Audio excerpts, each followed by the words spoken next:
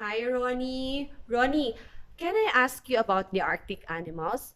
What can you say about the walrus and the polar bear? Hi, my name is Roni. The walrus has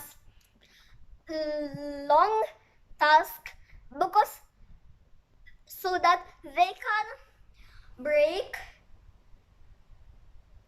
snows or they can break ice. The polar bear doesn't doesn't have tusk because they swam in the snow for A long time. for a long time. Mm, And they have a good and they have a good smell. Then sense of. sense, and they also have good sense of smell of them. The end. Bye bye.